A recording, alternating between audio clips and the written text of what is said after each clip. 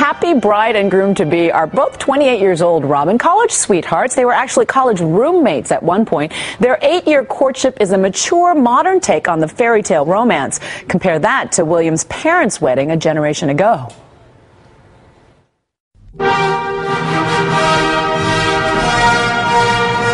It was the wedding of the 20th century. Nearly 1 billion people watched. When Lady Diana Spencer wed Prince Charles on July 29, 1981, it was a fairy tale come to life.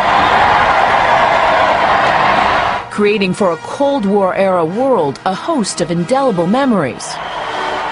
From the ring, it was an exquisite 18-karat sapphire surrounded by diamonds, to the gown, complete with a 25-foot train, to a Cinderella-like carriage. Everything seemed picture-perfect when Charles and Diana wed. Less than a year after the fairy tale wedding, William was born, and now, nearly 30 years later, it's his turn to stand at the foot of the aisle. The lucky woman, longtime love Kate Middleton. Unlike Diana, who descended from aristocracy, Kate is a commoner. She grew up middle class, her father a pilot, her mother a flight attendant. Her parents later started an online party supply company that's amassed millions. Kate Middleton is a really charming, intelligent young woman, the kind of girl that you would love your son to marry.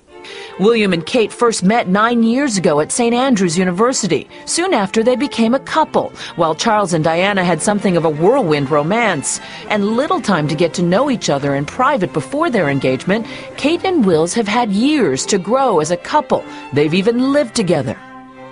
Lady Diana. Much like Diana, Kate and William's romance has been played out in the press, mercilessly hounded by an insatiable and often aggressive paparazzi who've monitored their every move. They broke up briefly in 2007, the scrutiny too intense. William unsure if Kate was the right one. There was speculation William would play the field. Within months, the two were back together. Like Diana, Kate is tall and striking. At 5'9", she's just an inch shorter than Di.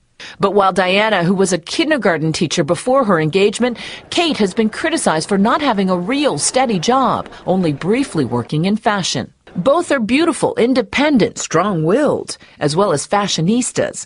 Like Diana, Kate's every move, every outfit, every look is documented by the public and largely lauded by magazine editors. William and Kate are said to enjoy quiet moments away from the prying eyes of the press, skiing, weekends at Balmoral. Kate reportedly often has dinner waiting for William at the end of a long day. Prince William likes Kate's enthusiasm. They're both very sporty, so they have a lot of things in common. And will there be a happily ever after for William and Kate? Royal watchers and an adoring British public hope so, as do people on this side of the Atlantic, ready and willing to get up early for another royal wedding.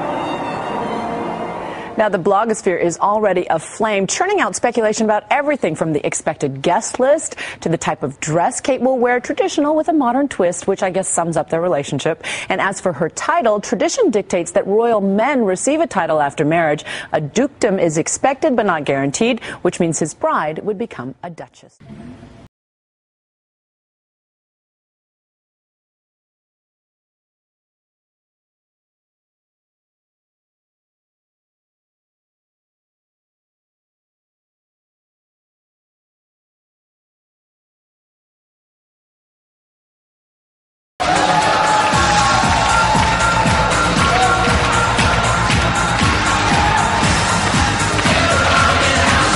That it was the right time, really.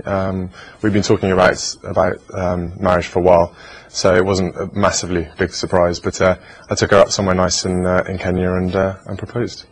It's very romantic. There's a true romantic in that. There is. And you said yes, obviously. Of course, yes. Yeah.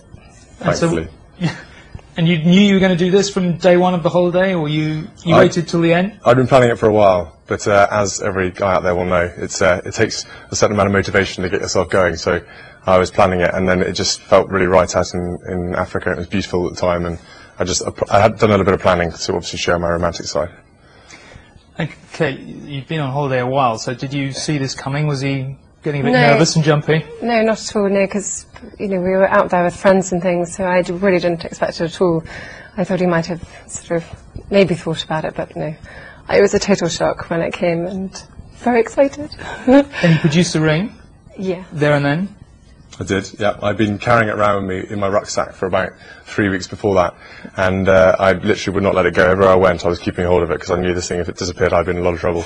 And yeah, because I planned it, it went fine. As you know, you'll hear a lot of horror stories about proposing and things going horribly wrong. It went really, really well, and yeah, I was really pleased that she said yes. And it's a family ring? It is a family ring, yes. It's my mother's engagement ring. So I thought it was quite nice, because obviously she's not going to be around to share any of the fun and excitement of it all. This was my way of keeping her sort of close to it all. And I guess we better have a look at it. What kind of ring is it? Are you an expert on what's... I'm not an expert on it at all. I've been reliably informed it's a sapphire with some diamonds, but I'm sure everyone recognises it from previous times. So. And Kate, you're going to be an envy of many. Well, I just hope I look after it. Yeah. She loses, it's very, very special. Now, it has to be said, you both look incredibly happy and relaxed. We are. We're like sort of ducks. We're sort of very calm on the surface, but little feet going under the water. But no, it's been really exciting. We've been talking about it for a long time, so for us it's a real relief, and it's really nice to be able to tell everybody, because especially the last 2 or 3 weeks have been quite difficult not telling anyone, keeping it to ourselves for reasons we had to, and it's really nice to finally be able to share it with everyone. And you obviously have kept it a secret, so when did you ask Kate's dad, and what did he say, and what did your respective parents say when you told them? Well, I was torn between asking Kate's dad first, and then the realisation that he might actually say no dawned upon me. So I thought, if I ask Kate first, then he can't really say no. So I did that way round, and managed to speak to Mike sort of soon after it happened, really, and then it sort of happened from there. Kate, what did your mum say? Well, I think as any mother would be, she was absolutely over the moon.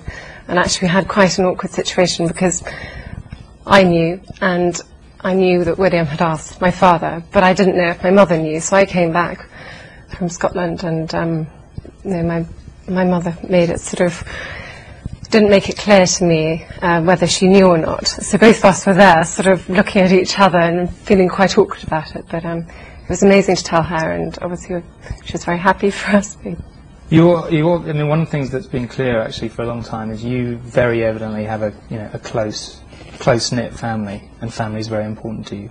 Yeah, no, it's very important to me, and I hope we'll be able to have a happy family ourselves, because it's been they've been great over the years, helping me with difficult times, and we see a lot of each other, and they're very, very dear to me.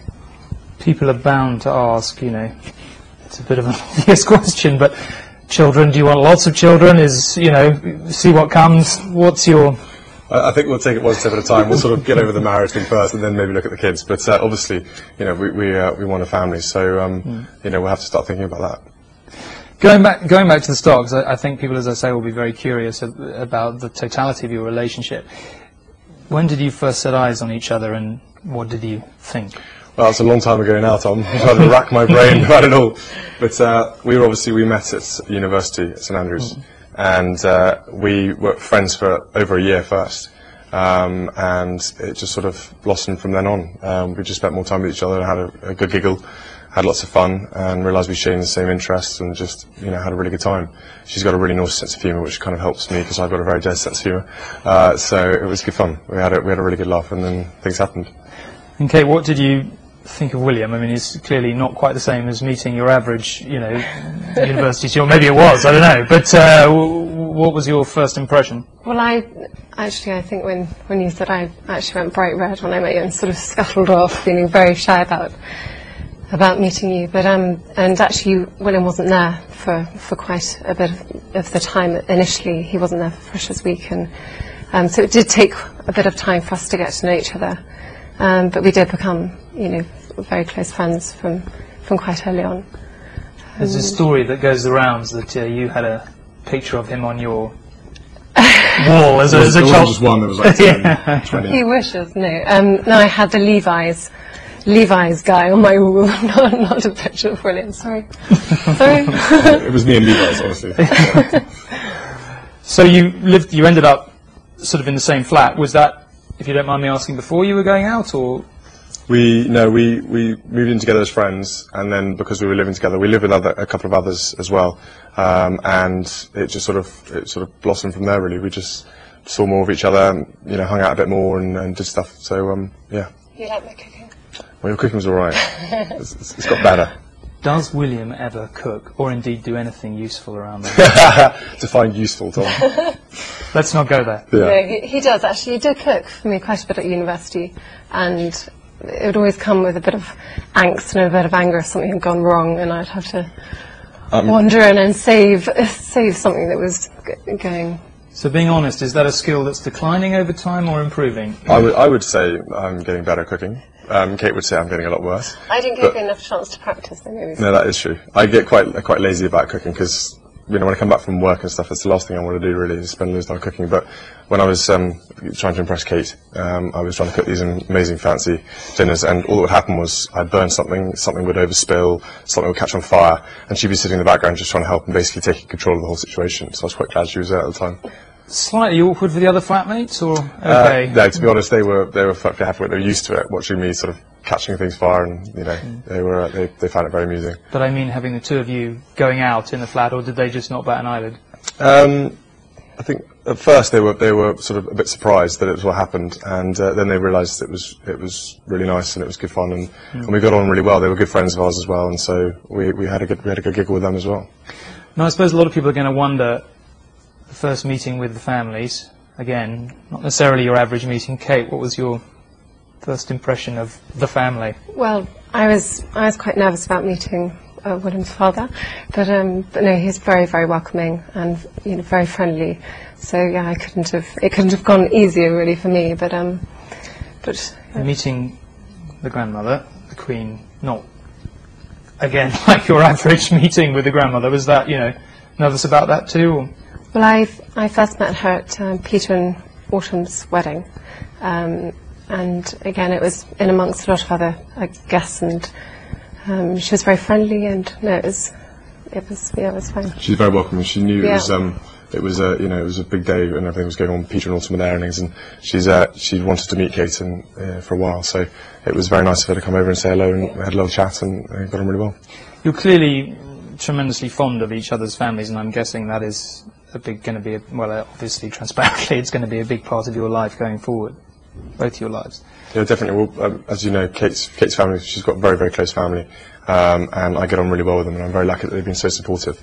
Mike and Carol have only been, you know, really sort of loving and caring and really fun, and have been really welcoming towards me, so I felt really part of the family, and I hope Kate's felt the same with my family. People are bound to ask, you leave university, you've been going out a bit, and you... Sort of, I don't know the ropes really. William was obviously used to it, but no, I'm willing to learn quickly and work hard. And She'll do really well. Yeah, we'll do very well. A lot of opportunities, obviously, within the family. You know, this huge ability to change people's lives for the better. I guess that's something you must have contemplated as well. Yes, well, I really hope I can make a difference. You know, even in the smallest way. Yeah, I'm looking forward to helping as much as I can. Well, thank you very much for talking to us. You look, as I said at the start, very relaxed, very happy. Good luck. Thank you.